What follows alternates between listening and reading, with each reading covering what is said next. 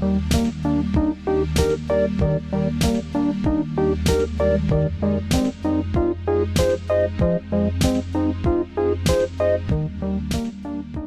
everybody. Welcome to Maintenance Phase, your favorite podcast about health and wellness myths and the human version of Oscar the Grouch, maybe. I think your favorite might be a little ambitious. I think we're a middling podcast. An okay podcast sometimes. It's fine. If there's lots of dishes, it's okay. It'll do. We're the green bean casserole. My name's Aubrey Gordon, and I am a writer and fat lady about town. And I am Michael Hobbs. I am a reporter for the Huffington Post. You can find us on social media pretty much everywhere at Maintenance Phase. You can also find us on Patreon, which is patreon.com/maintenance phase. That is also linked on our website, which is maintenancephase.com. And you can also find t-shirts. If you want some t-shirts, you can go get some t-shirts. T-shirts. Yes. Or you can not support us. That's fine too. Yeah, do what you want. Yes. And today we are talking about Dr. Oz, no? Dr. Oz. Mr. Oz. America's doctor. America's sweetheart, Dr. Oz. I mean, this is another one of those episodes where it's so hard to research because you're like, you know he's trash. And then you read all the research and you're like, okay, he's like more trash than I thought. And like trash in slightly different ways. That seems right to me. I feel like the things that I know about Dr. Oz are just these peak moments of garbage nonsense. Ooh. Like, I know about him being an Oprah, not disciple. What's the word that I'm looking for? Frankenstein's monster. So I know about him being sort of Oprah approved. I know about him like pretty consistently promoting fat camps. Mm-hmm. And I know about him getting hauled in front of Congress. Yes, we're going to talk about that in great detail. I feel like that's just from like moving through the world in which Dr. Oz exists. You know what I mean? Yeah. Like, I don't really feel like I know more than that. I mean, I feel like the Aubrey version of I'm coming in fresh is still like pretty well versed on this stuff compared to most of the general public. All right, fine. So I mean, for listeners that don't know who he is, can you just give us the broad strokes? Who's this Dr. Oz dude? Yeah, so Dr. Mehmet Oz, yeah? Yes. He was a frequent guest on Oprah Winfrey's show, is my recollection. He made 55 appearances between 2001 and 2009. And that led to him getting an afternoon talk show where he would sort of like address medical topics and sometimes would take questions from the audience that were like, I have this rash or whatever, right? Like, yeah. I don't know how long it was on the air, but I have a sense that it was on the air for like 10 years. And it might still be on the air, and I don't know. Yeah, it's still on. Jesus, is it? Yeah. They do 175 shows a year. Ugh. And he still does surgery, like literal heart surgery 1 day a week, every Thursday. Wow. Yeah, the show is like consistently one of the top 5 shows, like on the daytime charts. Just because we have to have a cameo by her every episode now. Michelle Obama has showed up on his show twice. Oh. So later on, we are going to talk about sort of how Dr. Oz got like this. But I think it's important to establish what like this actually means. Yeah. There's basically 4 different categories of topics that he has on his show. So the first is weight loss and weight-related, diet, exercise stuff, which is by far the most. Like, that's probably 40% of his topics are in some way related to weight loss. One of them, to pick a random example, is apple cider vinegar. That he says that, like, if you take a teaspoon of apple cider vinegar with a meal, you'll, like, lose more weight than you would on other diets without it, blah, blah, blah. And then, of course, you look into it, and it's like there's one study, and it's on mice. It was done in, like, 1992, and then, like, people try to debunk it. But then he just like leans in. Like one thing he's doing now with apple cider vinegar is he's stopped talking about it as like a diet aid. He started talking about it as like a detox. Like you should only drink apple cider vinegar. Oh God, what? Which is worse.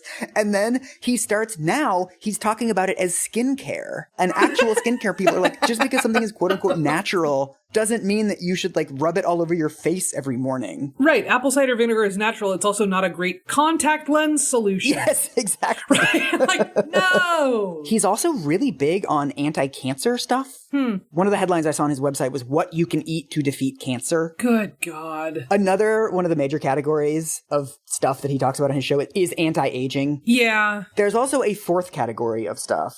And so I'm about to send you a link. Very excited. Oh my God. Oh no. I know. Mike! I know. It's so bad. So this is apparently a title of an episode, and it says, From Gay to Straight, question mark? the controversial therapy. He did an episode on gay conversion therapy, like recently. Yeah, so the sort of little synopsis says, is there a gay cure? Dr. Oz investigates reparative therapy. Recently banned in California for minors. Experts on both sides speak out.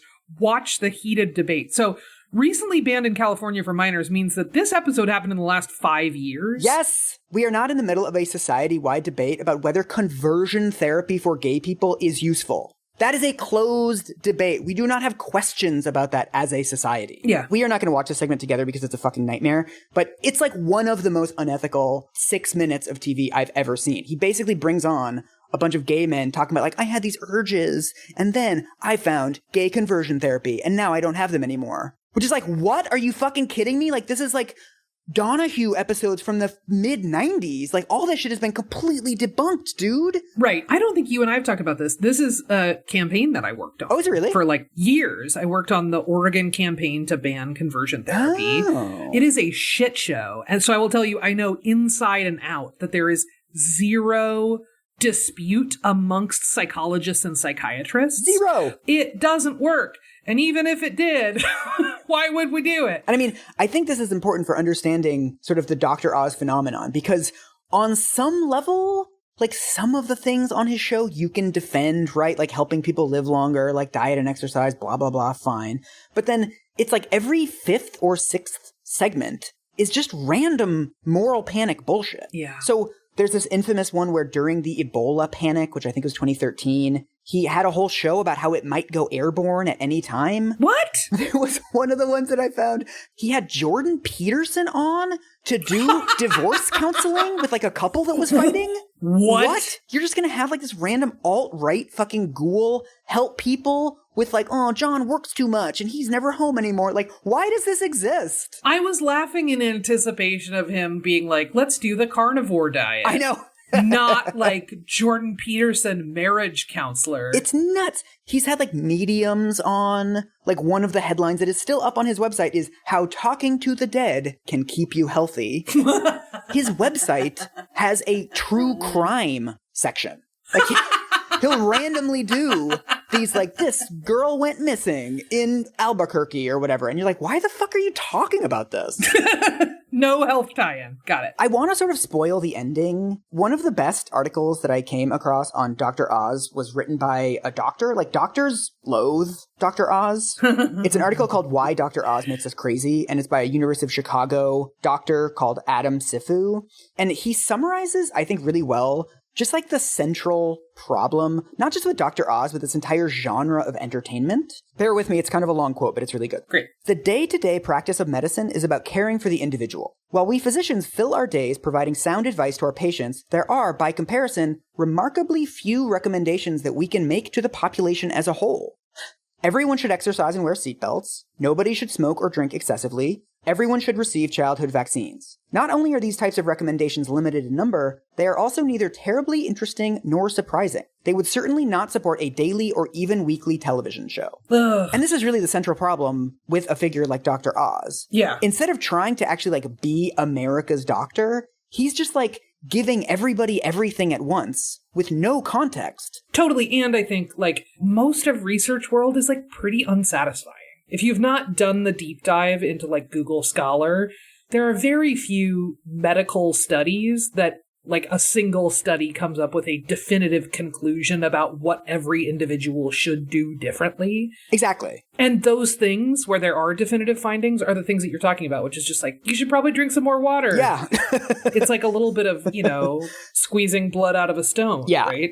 So I want to do a deep dive into the green coffee bean kerfuffle. Oh, tell me. Which I'm sure you were aware of. All I know is that it was a big thing, and it was a big thing mostly because of him. Yes. But I don't know anything about the science behind it. I don't know anything about sort of how it became this sort of juggernaut.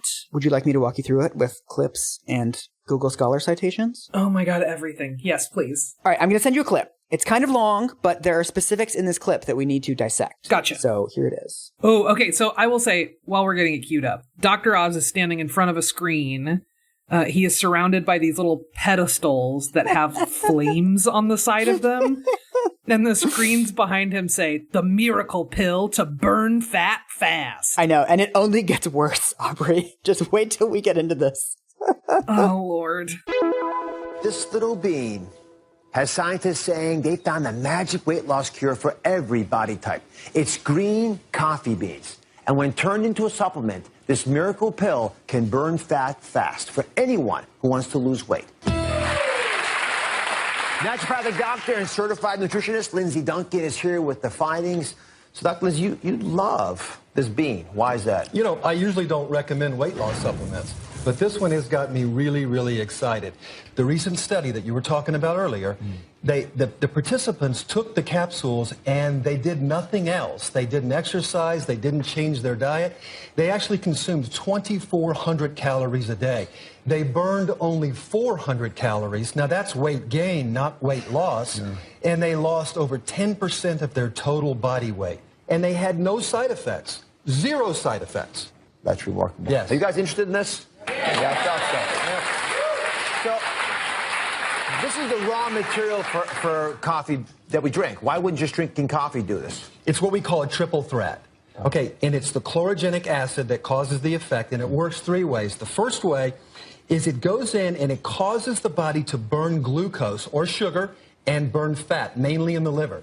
The second way, and the most important way, is it slows the release of sugar into the bloodstream. When the two are combined together, you get this synergistic effect that basically burns and blocks and stops fat, but it also is natural and safe. So the capsules you can buy where? You buy it online. Mm-hmm. You want to make sure that this is important, that it's pure. So you go to your web browser, you type in pure green coffee beans or pure green coffee bean extract, and you make sure that it doesn't have all the additives, the excipients, the binders, the cellulose, and the silica, and all the other stuff. So look under other ingredients to make sure that it's a pure product. Boo. It's such bullshit, but it's such compelling bullshit. Do you want to keep going? Are you bummed that we stopped? I hardly even know where to start with this, right? You have to make sure that it's pure, but there's no regulation on supplements. Yes. And truly even just like street drug dealers will tell you shit is pure. It feels certain that both of these people probably know better than to just say, hey, check and make sure it's pure. Oh, sweet, sweet Aubrey. It's so much worse than you think, Aubrey. It's so bad. Oh, okay, tell me. All of this information is from a Federal Trade Commission lawsuit.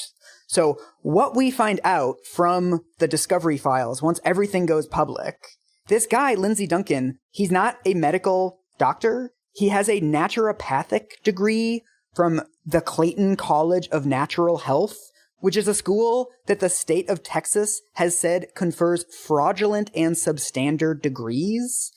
He seems like he's just like a doctor on this, right? Like, I'm just somebody who cares about your health.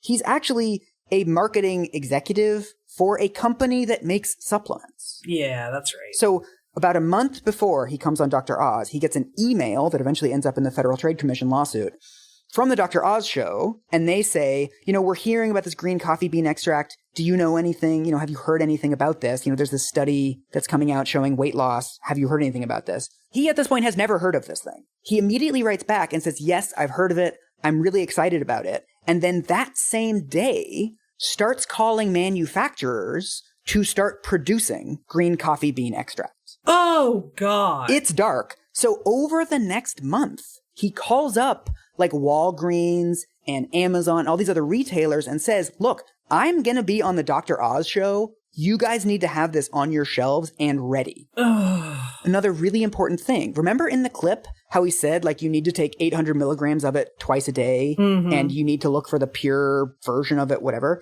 These are search terms that he bought on Google. What? Yes. So he's done SEO. Exactly. To make sure that when people search those terms, they will get his version and not anybody else's version. Exactly. So according to the lawsuit, all of this is completely deliberate. Like, all of the wording that he uses on the show is deliberate. And he's going back and forth with the producers of Dr. Oz, like, working on the script for weeks before this airs. So he knows exactly what he's going to say. That's so upsetting. Like, so truly, like, I feel like I don't have a ton of, like, Pollyanna kind of moments. I really, really, really thought this episode was going to be like, he's been reckless, not this is like an evil mastermind scheme to like just to sell shit. I mean, the closest thing we have to a defense of Dr. Oz is that Dr. Oz does not sell and never has sold supplements. Mm-hmm. The only thing that he sells is he has like a sleep store on his website where he sells like pillows and mattresses and shit. Huh. I think Dr. Oz probably didn't know, but also they didn't do any background checks on this guy. Right. Zero due diligence. Zero due diligence. Yeah. While we're at it, the study that they mentioned on the Dr. Oz show, this study that shows that people do no diet, they do no exercise, all they do is they start taking green coffee beans, and then all of a sudden the weight magically melts off. Oh, yes. And they also said, like, this miracle pill for 16 weeks, the weight just drops off. I was like, this is all of the language from Fen and Redux. Dude, yes. So it turns out that this study is a total scam. The study was initiated by the manufacturer of green coffee bean extract. Oh, God. The study was on 16 people, already huge red flag that it's that small. They found a researcher in India and then hired a researcher to do this study, like to recruit participants. And then what they find out, this is all part of the FTC lawsuit eventually, they find out that the researcher is like constantly changing things. Like she's not putting the data into the study well. So like people's weights are fluctuating all over the place. She's mixing up who's in the green coffee bean group and the placebo group. Oh, no. Basically, the company that makes this green coffee bean stuff loses confidence in this researcher, and they hire 2 more researchers at the University of Scranton. They basically take her data, which they already knew was bad because the numbers had been changing all over the place, and they present it at a conference. So it's never actually published, but it's presented at this Cleveland Clinic conference. That is the entire basis for this claim that you can do no diet and exercise and lose 10% of your body weight. Right, which is also, again, since time immemorial, this has been sort of like the magic claim. Yes. At the very least, if we had found something like that, you would hear it from your doctor. I mean, so much of this really, to me, comes back to this idea that, like, there's something doctors don't want you to know. I mean, this is language that Dr. Oz uses on his show all the time. He's like, this is what the Western medical system won't tell you. And it's like, the obesity epidemic is a pretty entrenched component of our culture. And if there was a cure for it that was this easy, you wouldn't just be hearing about it in like a 4-minute segment on a dodgy TV show. Right. It would be cover of Time. It would be cover of Newsweek. It would be a huge fucking deal. Right. And even then, it would be Fen.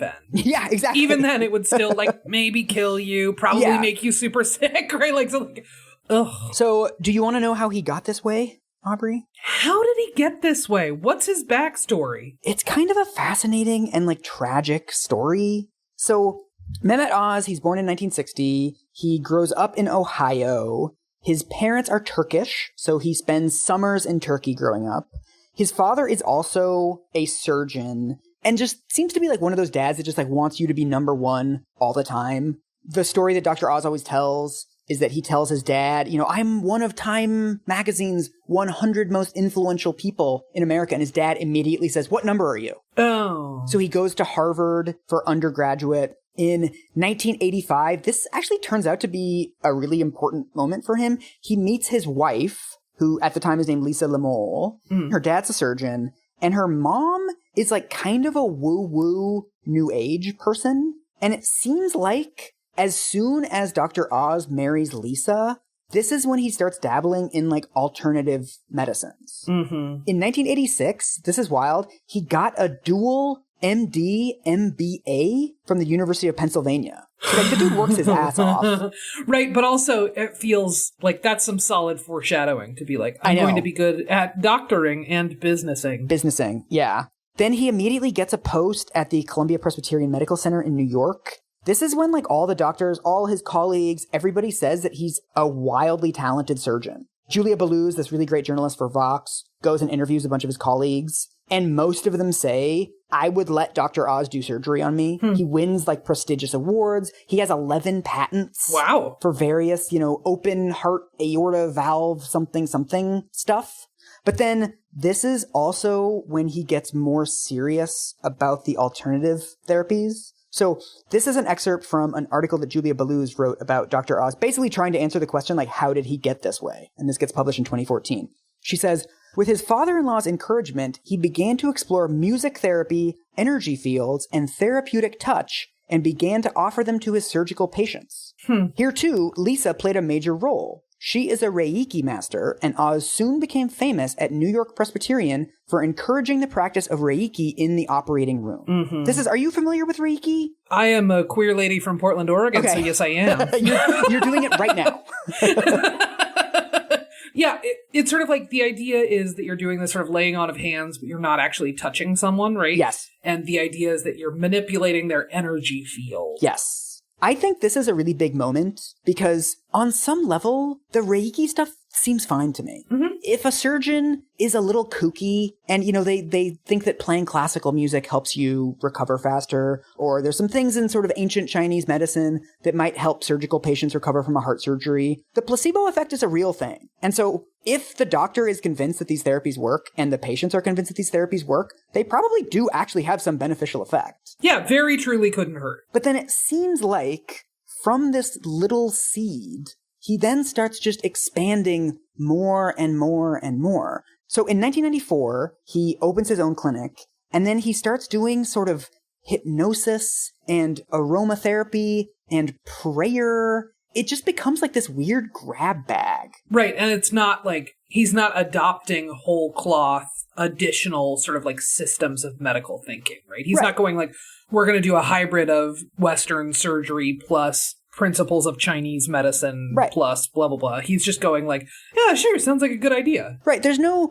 sort of theory behind it. He's just vacuuming up whatever's around. Whatever you got. All right. Yeah. Another really important thing that starts happening in the mid-90s is he starts to get mainstream press attention.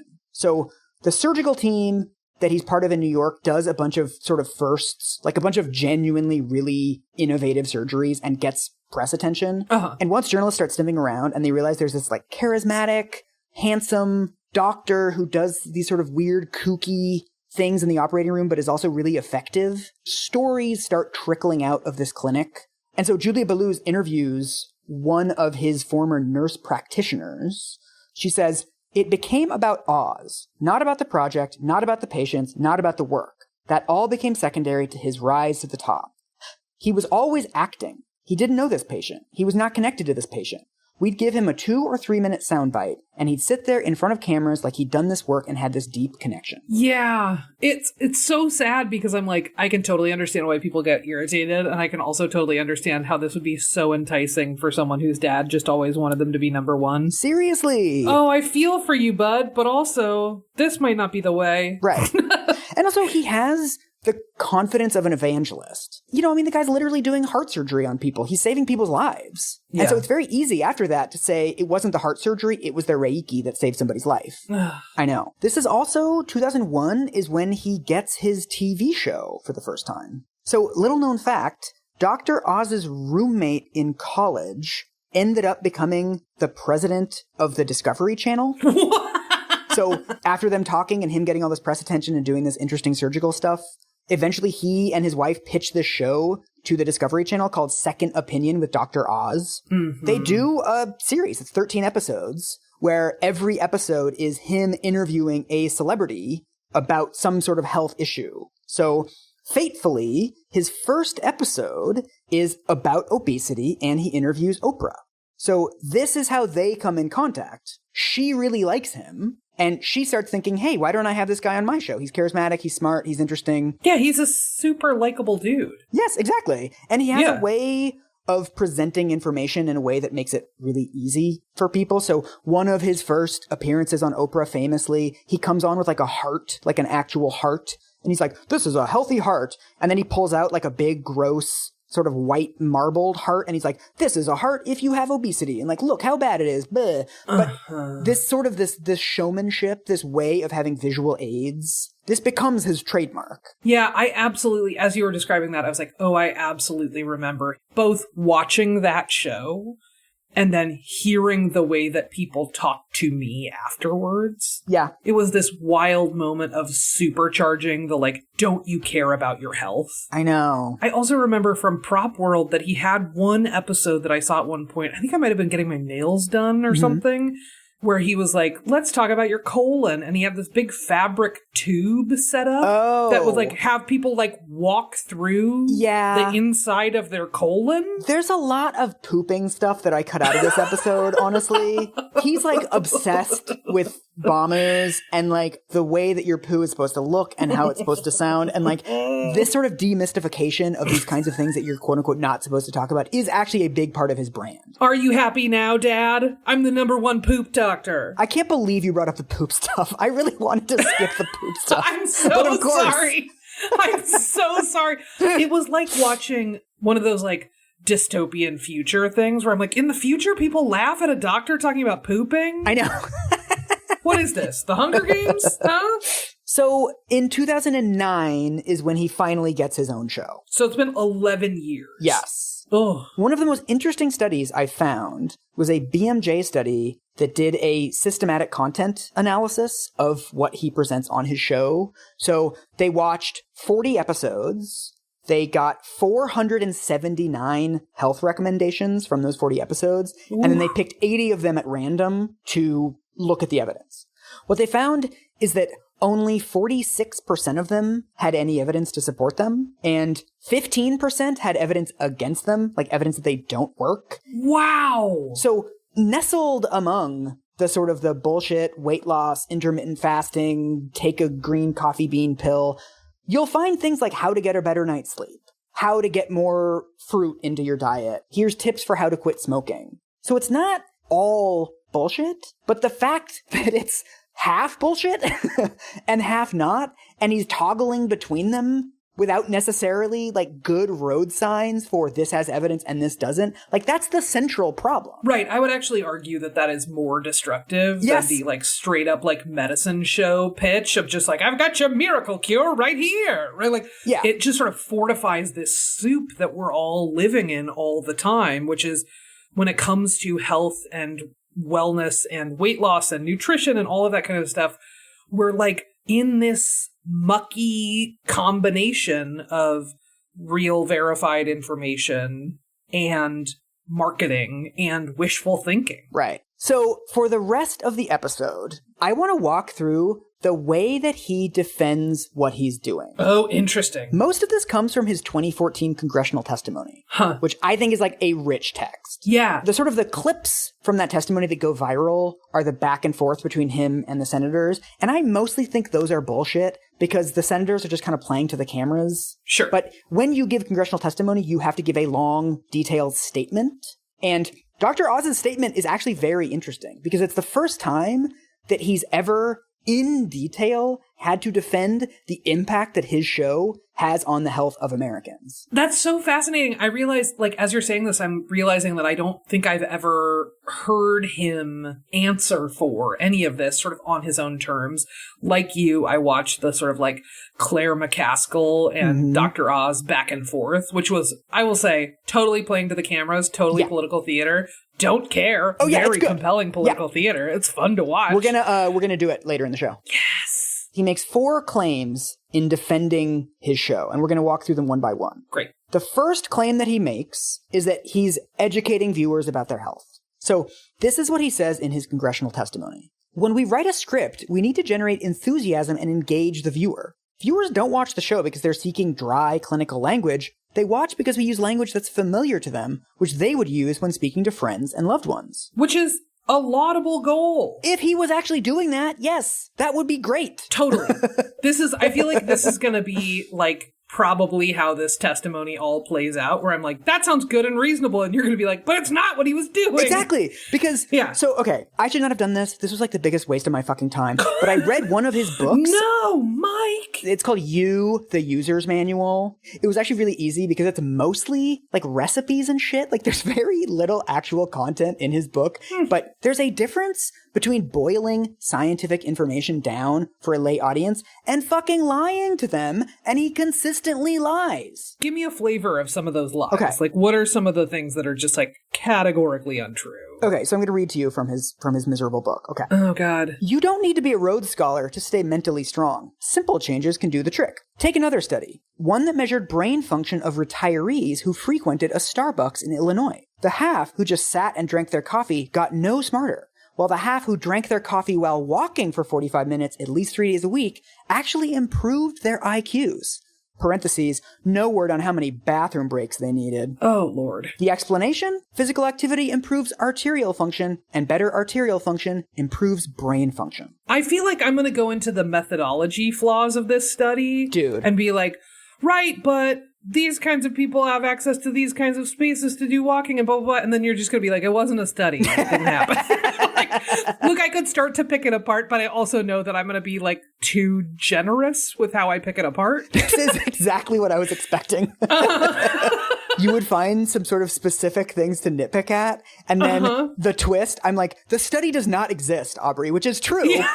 I spent half a fucking day looking for this actual study. I put it out on Twitter. I was like, if you have any background in neuroscience, cognitive function, anything, have you ever heard of this study? I looked at literature reviews. I could not find a study that found people in Starbucks, and some of them drank coffee, and some of them walked and drank their coffee. This study does not exist. Oh, and God. I want to be clear. This is the first study in his book that I looked for.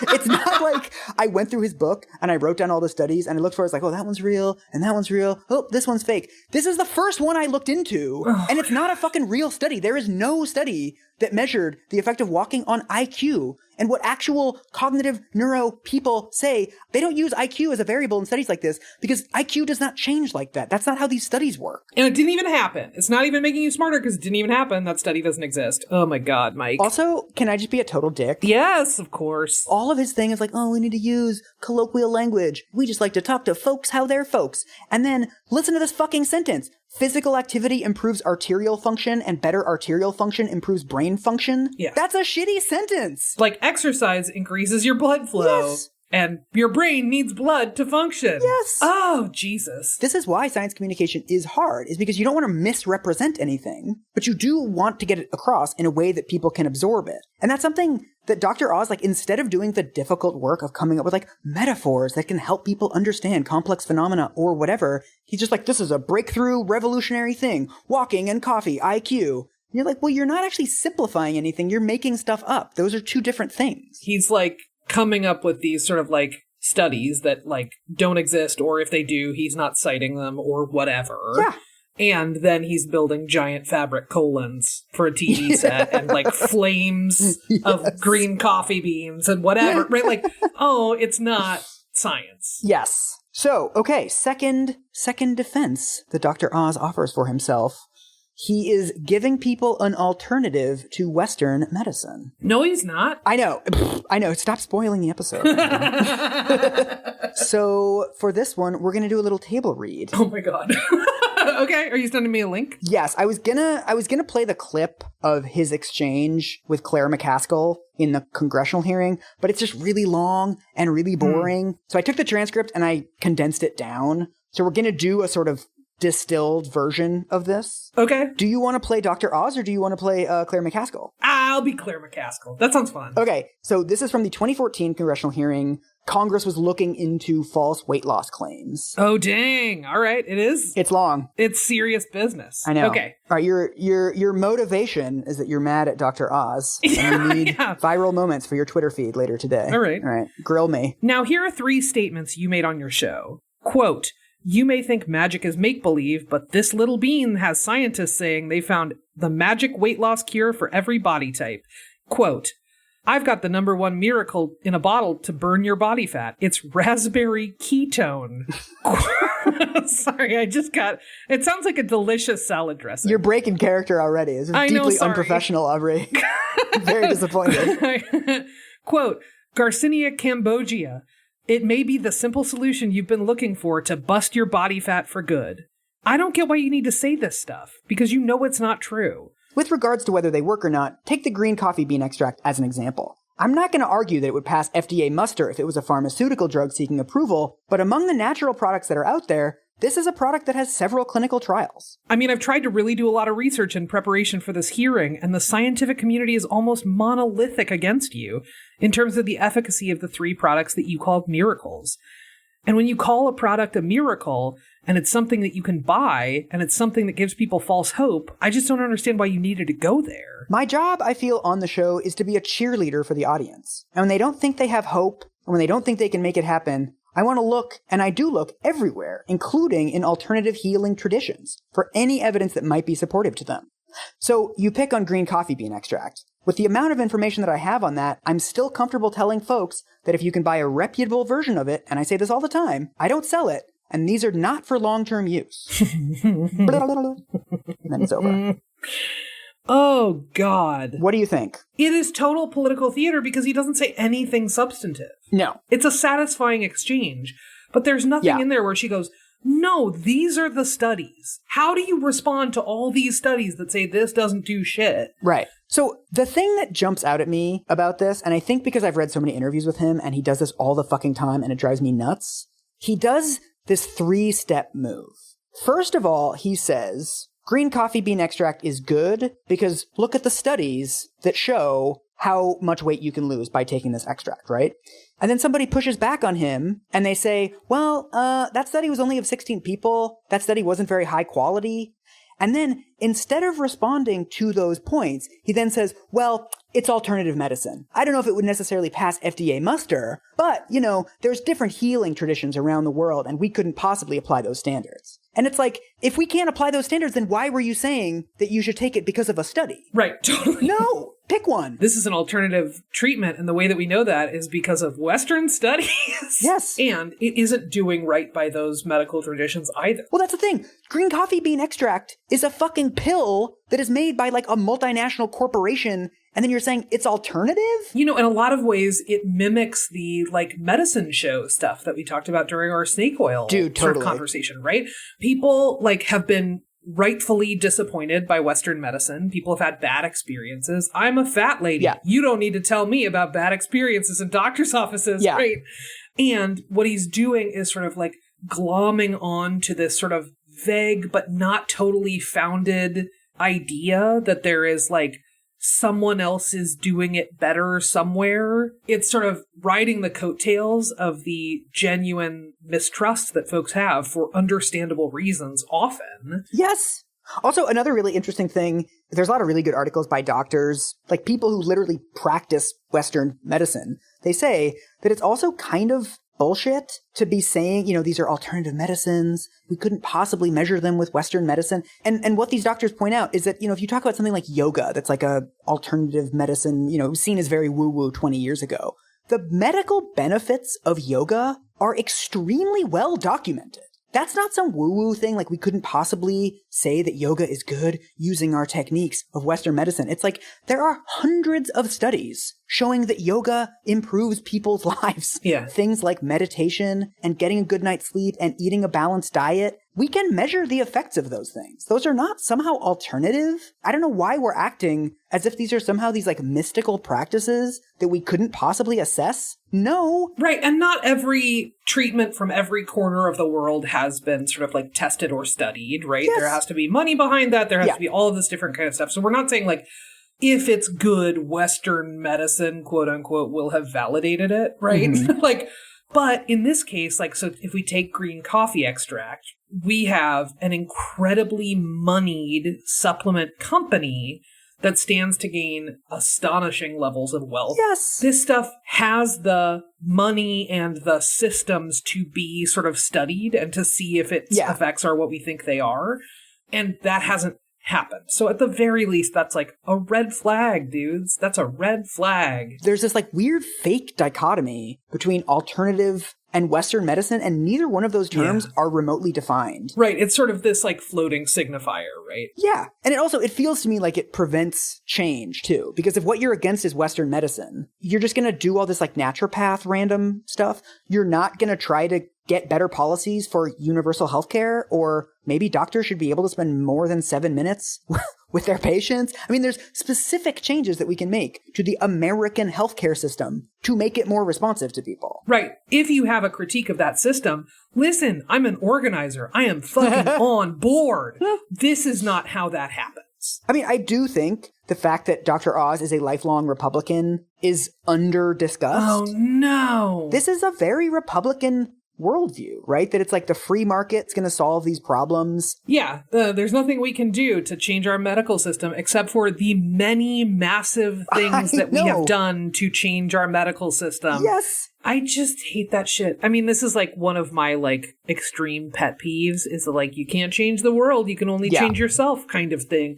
Oh, Western medicine is going to be what Western medicine's going to be. But listen, what you got to get on board with is this green coffee extract or raspberry ketones or what the fuck ever. So his next claim, oh Lord, okay, is that he never endorses specific products. So this is an excerpt from his opening statement at the congressional hearing. I started as a guest on the Oprah Winfrey Show in 2004 and had my first experiences with scam advertising at that time. When we discussed supplements like acai berry and resveratrol, there wasn't anything special about my description of them. But immediately, the internet ads began springing up, using pictures of us, showing quotes, claiming that Miss Winfrey and I were supporting these products and selling them. This is basically his main claim that, look, did we mention something called resveratrol on our shows? I guess we mentioned it. Sure. All of a sudden, these random internet con artists start selling it and saying that we're endorsing it. How dare they? Yeah, but also, like, you are fucking endorsing it, dude. Dude, do you want to hear the actual transcript of what he said about resveratrol on Oprah? Oh, God. Okay. Keep in mind, he is saying, how would anyone get the impression from this that I'm endorsing this product, right? Here's the actual words that he said. Resveratrol does one other thing. It turns on a system in your body that prevents your cells from aging. Now think about it. Where do they grow these grapes? On trees on hillsides, right? It's not a very hospitable environment. So these grapes are sending a signal to us that life might not be so good. So why not turn on that cellular chemistry that you have that allows you to live longer and better? What? It's like, oh yeah, how could anybody get the impression that you're endorsing this product? Also, how does any plant survive on a hill? I know. So inhospitable. I know. What? It's also not very convincing. Things grow everywhere. What are you talking about? So, I mean, on some level, like, I have a teaspoon of sympathy for Dr. Oz because, of course, after this show airs, all these scam companies appear out of nowhere, and apparently they started selling 30-day supply of resveratrol, and people would sign up for it, but then they would make it impossible to cancel. And at the same time, they're saying it's endorsed by Dr. Oz and Oprah. So a lot of people end up getting mad at Dr. Oz and Oprah. It's totally shitty, and also at some point, he has to acknowledge, and the show has to acknowledge, that that is an ecosystem that has sprung up around their show. Well, this is the thing, is that if he had said on his show, eat avocados, avocados are good, avocado sales probably would have spiked or whatever, but you wouldn't have all these fucking grifters coming out of the woodwork because that's not like a grifty sector. Right. Anytime you're sending people to essentially a used car dealership, they're going to get scammed because you're sending them into this extremely grifty sector of the economy. Yeah. And you can't just say, like, I bought a Honda Civic and I love my Honda Civic and it's a handsome car, and then be like, I can't believe all these people bought Honda Civics. Right. It's like, well, 4 million people watch your show. He's not even meeting the Instagram threshold for you have to be like, hashtag ad. So this is actually, I think, the biggest flaw in the congressional testimony is that over and over again,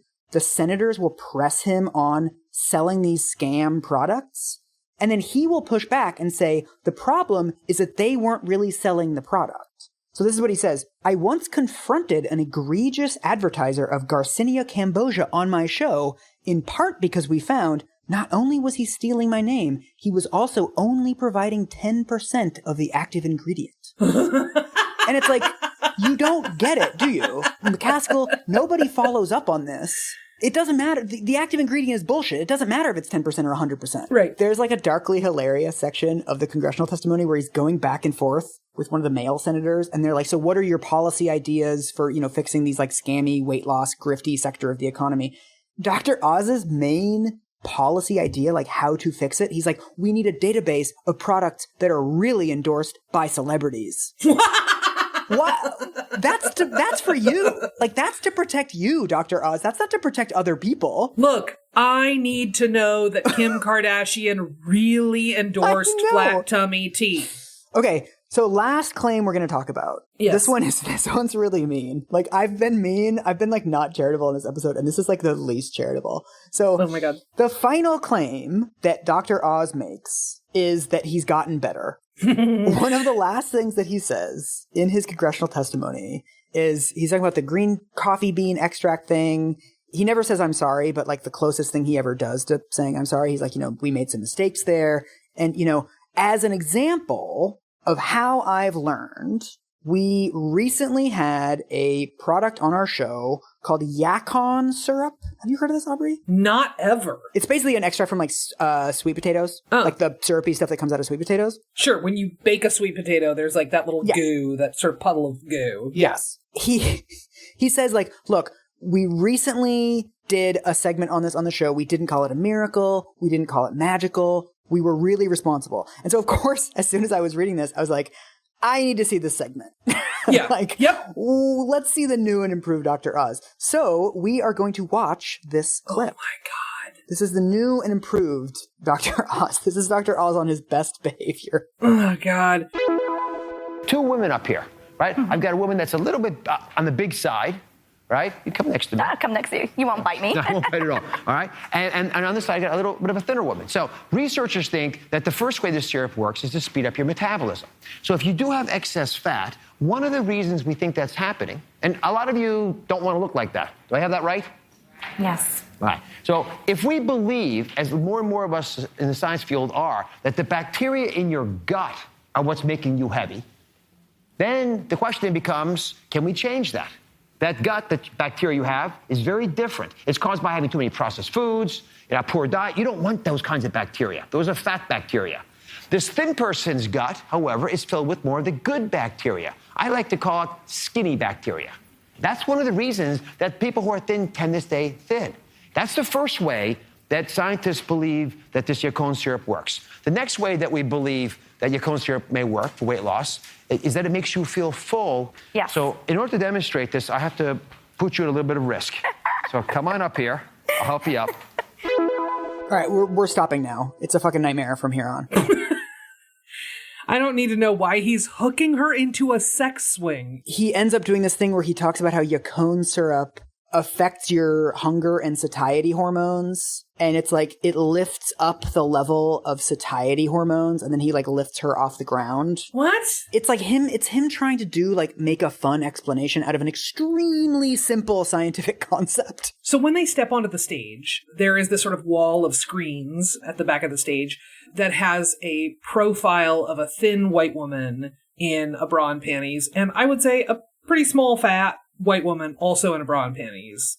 That's what he's referring to when he goes, most of you don't want to look like this, right? Mm-hmm. The woman that he has brought up from the audience absolutely looks like that. Yeah, I know. Like, she is the size and shape that he is talking about while he's asking the audience, you don't want to look like that, do you? I know. She seems nice. She seems lovely. I guess he's careful to say that it's not a miracle and it's not magic. I mean, he doesn't technically use the words that he used in the green bean extract clip. Right. But he straightforwardly says that it speeds up your metabolism. He straightforwardly says that it gives you skinny stomach bacteria. He straightforwardly says that it makes you feel full for longer. Like, he's still making a bunch of claims, like specific claims that are not true.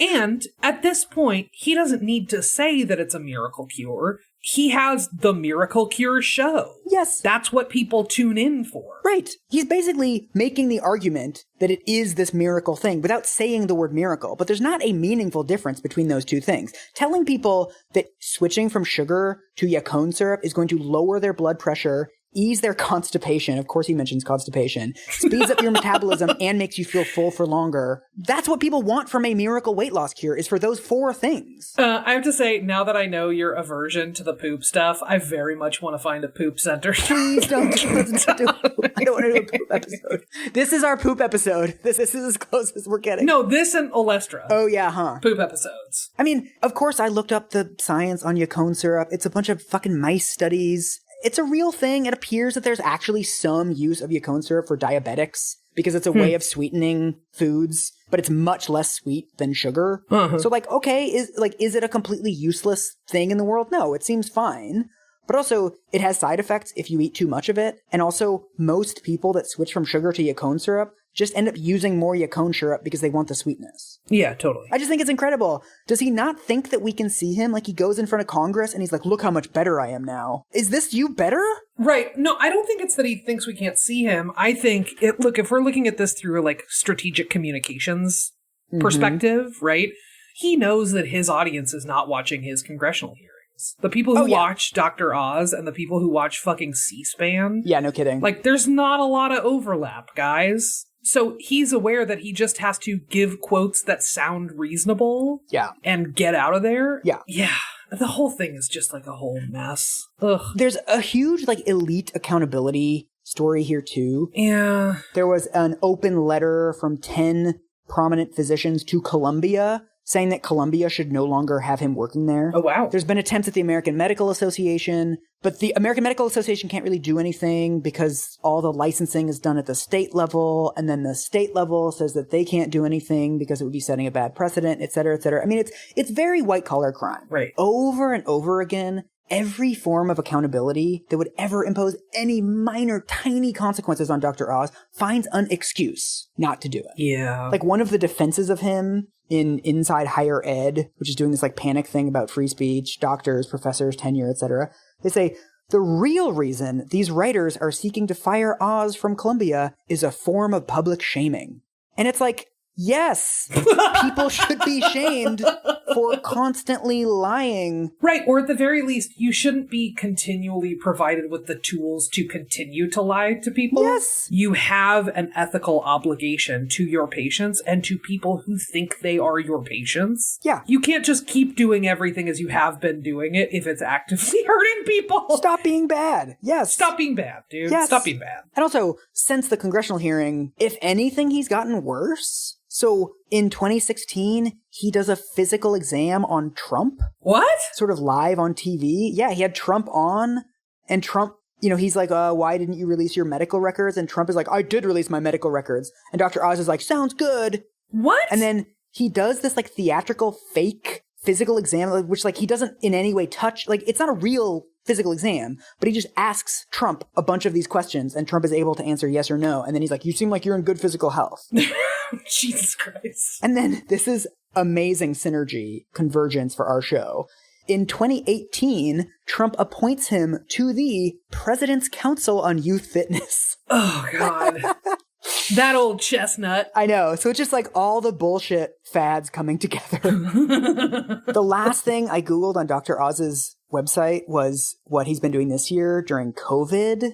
And I'm going to read you some headlines. Oh, God. Okay. COVID-19 and immunity. The vitamin and mineral prescription plan recommended by experts. This shopping list will help you choose foods for COVID-19 immunity. This is my favorite one. Should zinc be added to treatment protocols for COVID-19 patients?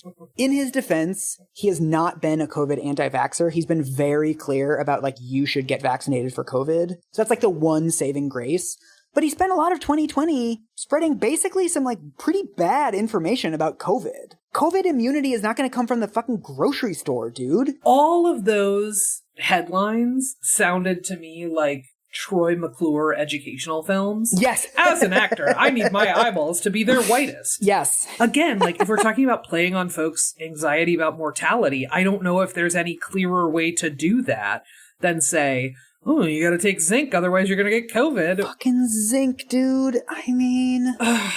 This is the kind of stuff that makes me feel sort of like, not hopeless, but despairing. Dude, yeah. All of this stuff makes it seem like weight loss is super simple. All you need to do is buy this supplement. All you need to do is have the right gut bacteria. All you need to do is blah, blah, blah, blah, blah. Mm-hmm. The idea that you could spend this much time talking about how terrible it is to be fat and all the ways that you don't have to be fat, and that would not sort of impact the way that people think about and treat fat people or disabled people or chronically ill people or what have you, is fully bananas. So it's also like, not only is he playing real fast and loose with the truth and sometimes just making it up, he's also sort of feeding these fires, right? Mm-hmm.